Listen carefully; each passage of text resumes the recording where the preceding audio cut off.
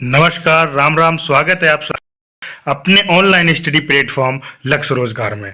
दोस्तों, आज हम लोग साइंस के एक बहुत ही इम्पोर्टेंट टॉपिक ब्लड यानी रक्त के बारे में पढ़ेंगे और जानेंगे कि यह जो रक्त होता है, ब्लड होता है, यह आखिर होता क्या और हमारी बॉडी में इसका क्या काम है।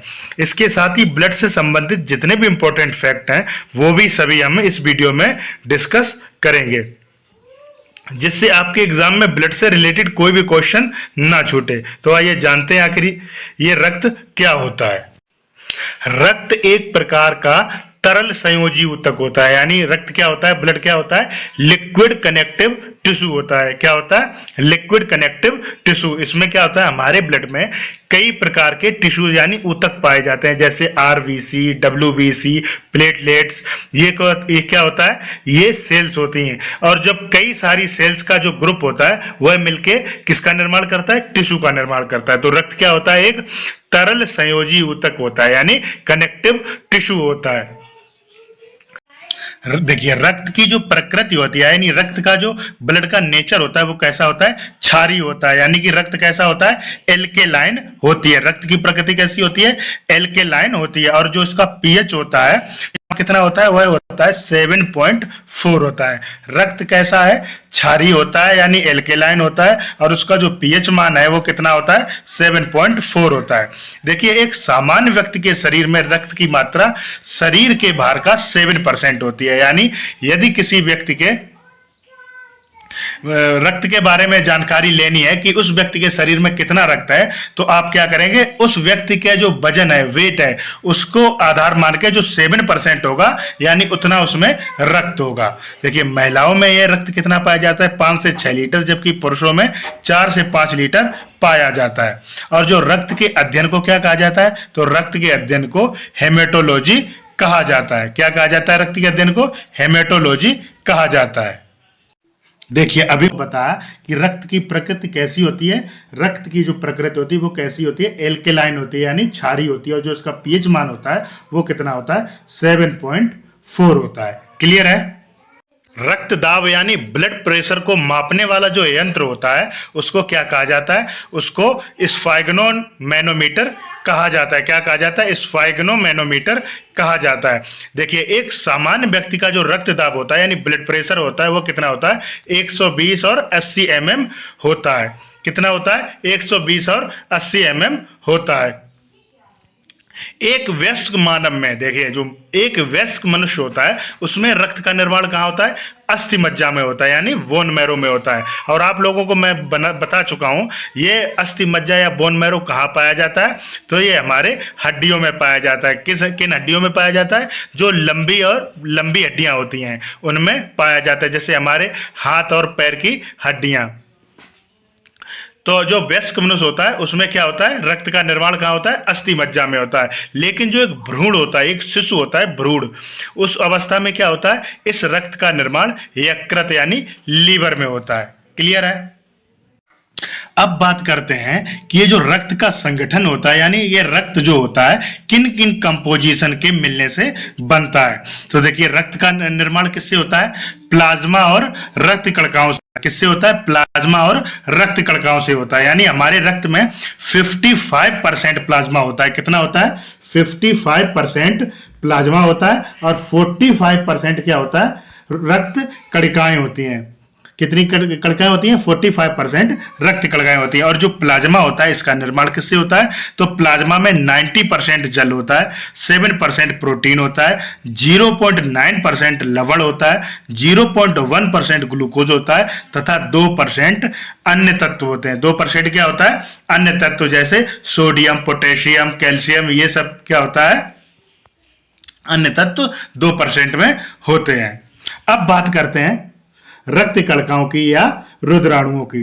तो देखिए, इनको 3 भागों में बांटा गया है। कितने भागों में बांटा गया है, 3 भागों में बांटा गया है। कौन कौन सी, आरबीसी, डब्ल्यूबीसी और प्लेटलेट्स, यानी लाल रक्त कणिकाएं, श्वेत रक्त कणिकाएं और रक्त बिंबाणु या प्लेटलेट्स।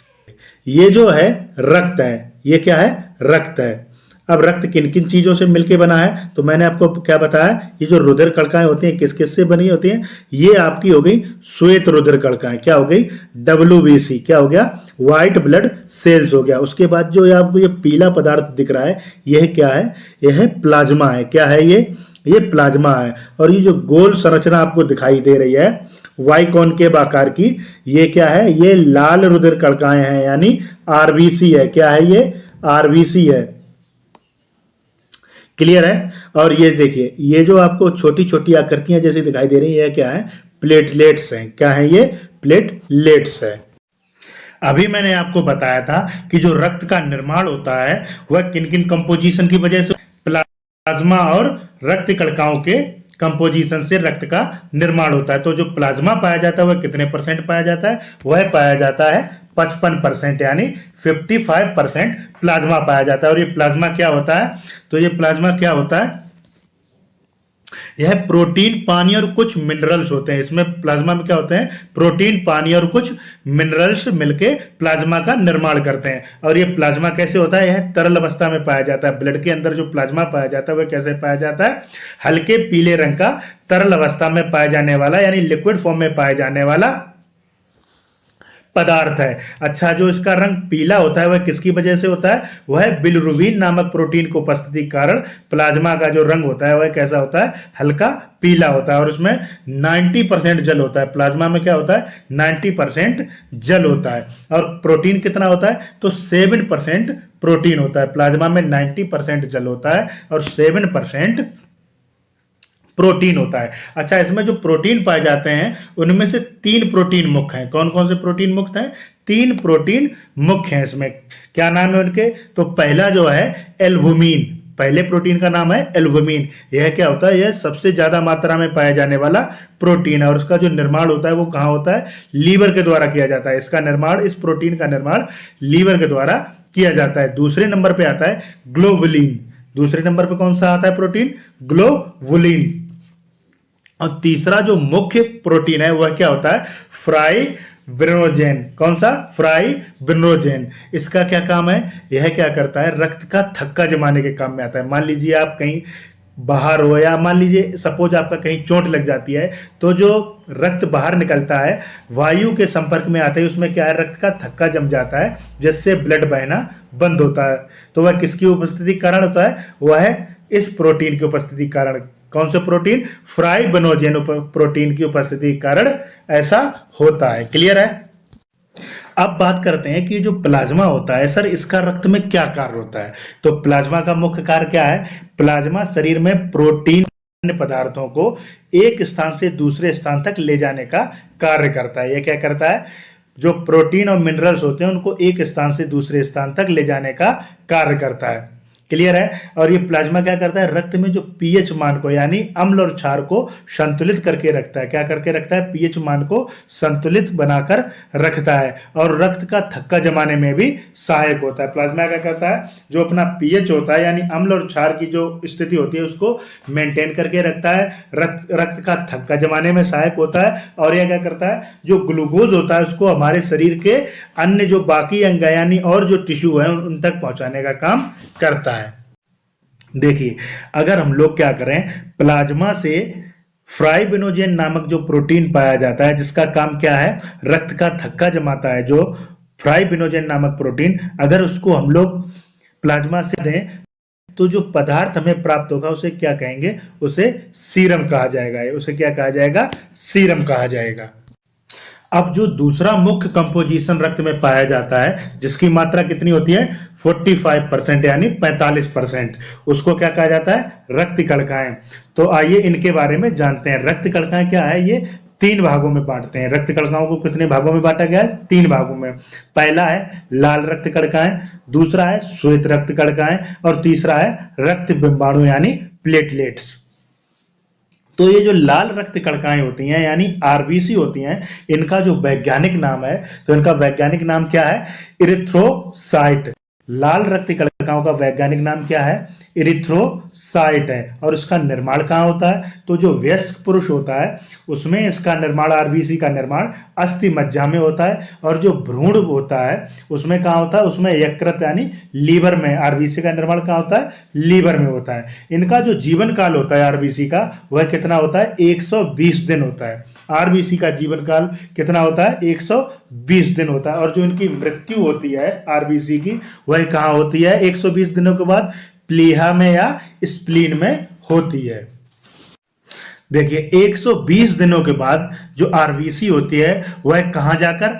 प्लीहा या स्प्लीन में जाकर नष्ट हो जाती है। इसलिए प्लीहा को क्या कहा जाता है? प्लीहा को आरबीसी की कब्र यानी ग्रेवयार्ड या ब्लड बैंक ऑफ आरबीसी भी कहते हैं। देखिए आरबीसी के अंदर एक चीज आप पॉइंट याद रखना, आरबीसी के अंदर केंद्रक नहीं पाया जाता है। क्या नहीं पाया जाता है? आरबीसी में केंद्रक नहीं पाया जाता है। लेकिन इसका एक अपवाद भी है कि ऊंट जो और लामा जो प्रजाति के जीव होते हैं, ऊंट तथा लामा प्रजाति के जो जीव होते हैं, उनके में केंद्रक पाया जाता है। उनके क्या पाया जाता है? आरबीसी में केंद्रक पाया जाता है। एक स्वस्थ पुरुष में आरबीसी की जो संख्या होती है वह 45 से 55 लाख प्रति घन मिलीमीटर होती है। यानी एक जो स्वस्थ पुरुष है उसमें आरबीसी की जो संख्या होगी वह कितनी होगी? 45 से 55 लाख प्रति घन मिलीमीटर होती है। और एक स्वस्थ महिला में इसकी संख्या, आरबीसी की संख्या जो होगी वह कितनी होगी? 40 से 45 लाख प्रति घन मिलीमीटर होती है। देखिए कुछ एक दो मैं आपको पॉइंट्स बताता हूं, उनको आप याद रखना। जो आरबीसी होती है, एक आरबीसी में 250 मिलियन हीमोग्लोबिन के मॉलिक्यूल्स होते हैं। कितने होते हैं? एक आरबीसी में 250 मिलियन हीमोग्लोबिन के मॉलिक्यूल्स होते हैं। इसके अलावा क्या होता है? एक आरबीसी में ही 1000 मिलियन, यानी एक आरबीसी में 1000 मिलियन ऑक्सीजन के अणु पाए जाते हैं। क्या पाए जाते हैं? एक आरबीसी में 1000 मिलियन ऑक्सीजन के अणु पाए जाते हैं। देखिए आरबीसी का जो मुख्य कार्य है वो क्या है? अभी मैंने आपको बताया था, वह कार्य क्या है इसका? ऑक्सीजन का परिवहन करना है। यानी एक अंग से दूसरे अंग में, यानी फेफड़ों से ऑक्सीजन को लेकर शरीर के विभिन्न टिश्यू या ऊतकों तक ऑक्सीजन को पहुंचाना, और जो शरीर के अन्य ऊतक हैं उनसे कार्बन डाइऑक्साइड को लेकर फेफड़ों तक पहुंचाने का कार्य कौन करता है? आरबीसी करती है। कौन करता है? आरबीसी करता है। जिसके लिए क्या होता है? आरबीसी में क्या पाया जाता है? हीमोग्लोबिन नामक प्रोटीन पाया जाता है। क्या पाया जाता है? हीमोग्लोबिन नामक प्रोटीन पाया जाता है। अच्छा, हीमोग्लोबिन का कारण ही क्या होता है? रक्त का रंग कैसा होता है? लाल होता है। हीमोग्लोबिन के कारण क्या होता है? रक्त का रंग लाल होता है। हीमोग्लोबिन दो चीजों से मिलकर बना है। याद रखना, अगर कोई पूछे हीमोग्लोबिन कितने चीजों से मिलकर बना है, तो ये दो चीजों से मिलकर बना है। एक होता है हेमेटिन और दूसरा होता है ग्लोबिन। एक क्या होता है? एक होता है हेमेटिन और दूसरा होता है ग्लोबिन। हेमेटिन क्या होता है? यह लौह तत्व होता है। यानी क्या होता है? हेमेटिन लौह तत्व होता है, जिसके कारण रक्त का रंग कैसा होता है? लाल होता है। हेमेटिन के कारण रक्त का रंग लाल होता है। और दूसरा है ग्लोबिन। यह क्या है? ग्लोबिन क्या है? यह एक प्रोटीन होता है। यह एक प्रोटीन होता है जो क्या करता है? जो ऑक्सीजन एवं CO2 को शरीर के विभिन्न अंगों तक लाने व ले जाने का कार्य करता है। यानी फिर से एक बार ध्यान से समझिए, हेमेटिन क्या करता है? यह लौह तत्व है जिसके कारण जो रक्त होता है, ब्लड होता है, उसका कलर कैसा होता है? रेड होता है। दूसरा होता है प्रोटीन ग्लोबिन। यह क्या है? इसका काम क्या है? इसका काम है ऑक्सीजन और कार्बन डाइऑक्साइड को शरीर के विभिन्न भागों तक लाने व ले जाने का काम ग्लोबिन का होता है। अब अगर मैं आपसे पूछूं कि जो मनुष्य का, जो मानव का रक्त होता है वह रेड कलर का क्यों होता है, लाल रंग का क्यों होता है, तो आप तुरंत बता देंगे सर हीमोग्लोबिन की उपस्थिति के कारण मानव का जो रक्त होता है वह लाल रंग का होता है। अगर फिर मैं आपसे पूछूं कि कॉकरोच में जो रक्त होता है उसका रंग होता है, यानी व्हाइट ब्लड क्यों पाया जाता है, तो आप क्या कहेंगे सर हेमोलिम्फ की उपस्थिति के कारण कॉकरोच का जो ब्लड होता है वह व्हाइट कलर का होता है। यानी कौन सी उसकी उपस्थिति के कारण? हेमोलिम्फ की उपस्थिति के कारण कॉकरोच में व्हाइट ब्लड पाया जाता है। एक और पॉइंट है, एग्जाम में कई बार पूछा जाता है कि ऑक्टोपस में नीले रंग का रक्त क्यों होता है। ऑक्टोपस में जिस प्रकार मानव में क्या होता है? रेड कलर का रक्त पाया जाता है, उसी प्रकार ऑक्टोपस में क्या होता है? ब्लू कलर का ब्लड पाया जाता है। जो किसके कारण पाया जाता है? हेमोसाइनिन की उपस्थिति के कारण। किसके कारण? हेमोसाइनिन की उपस्थिति के कारण ऑक्टोपस का जो रक्त होता है वह कैसा होता है? नीले रंग का होता है।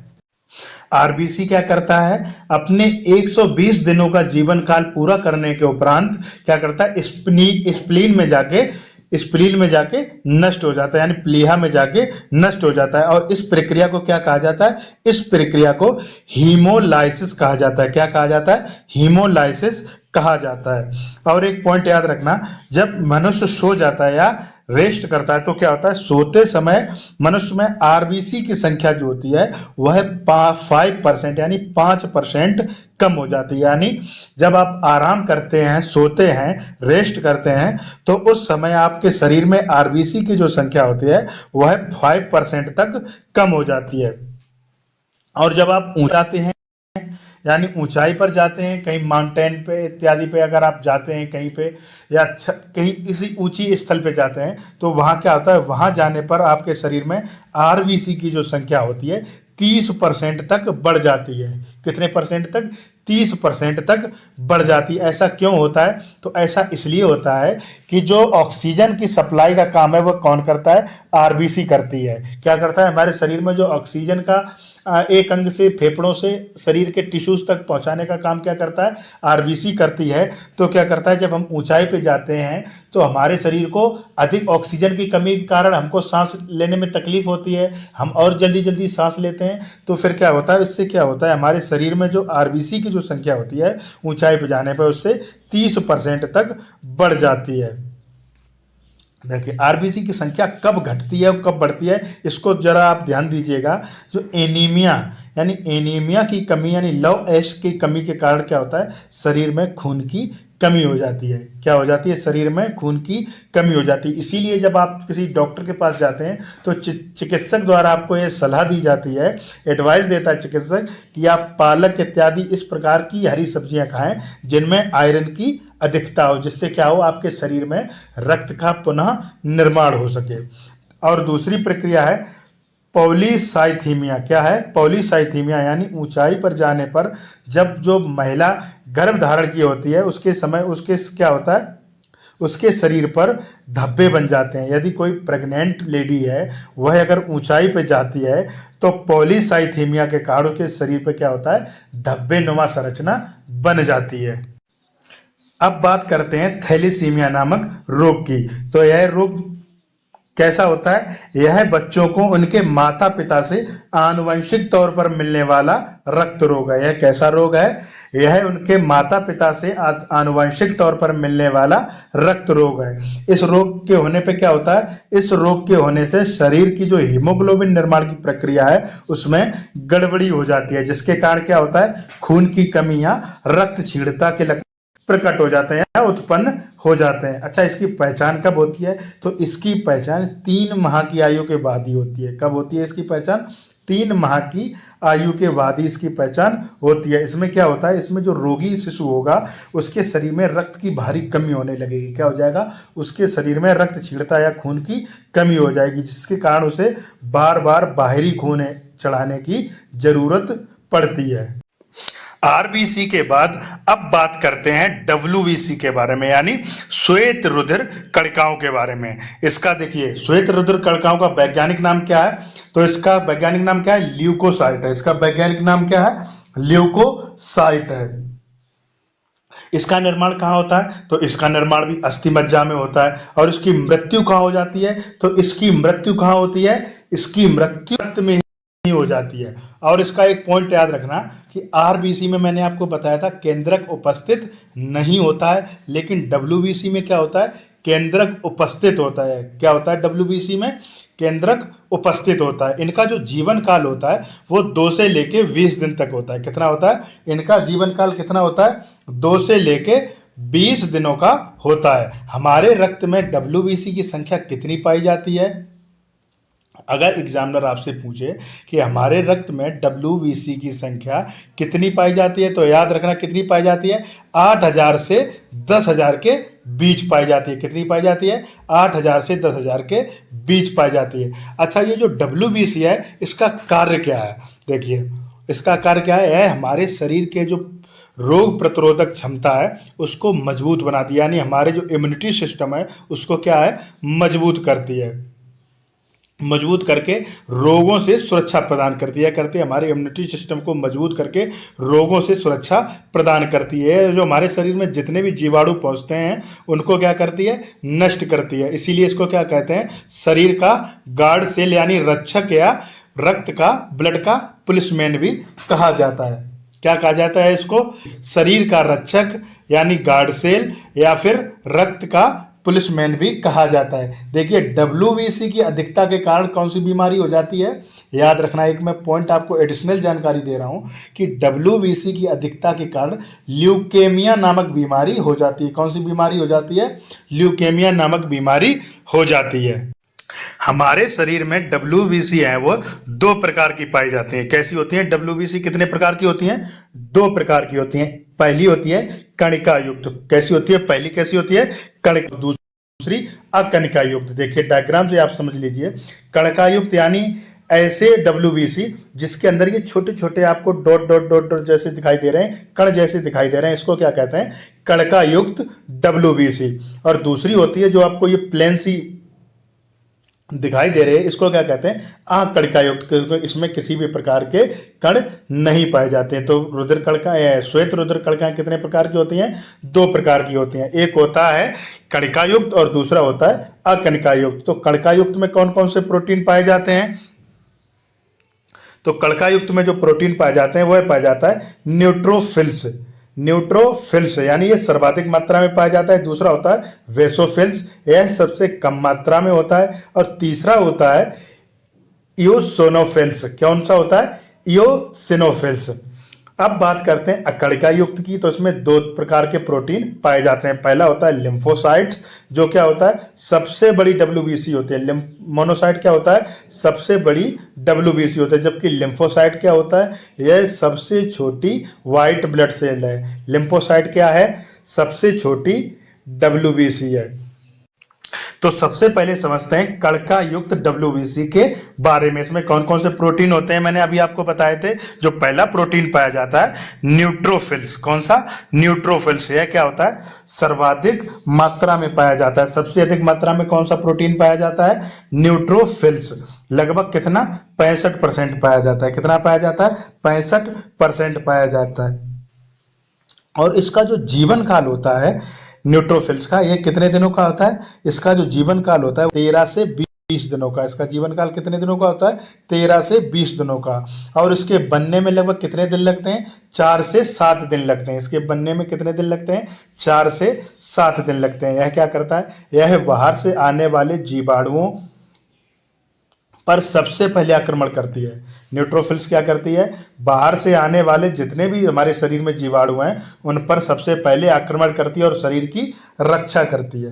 अब बात करते हैं वेसोफिल्स के बारे में। तो वेसोफिल्स क्या होता है? ये हमारी शरीर में सबसे कम मात्रा में पाए जाने वाला प्रोटीन है। यानी WBC में सबसे कम मात्रा में पाया जाना प्रोटीन कौन सा है? वेसोफिल्स है।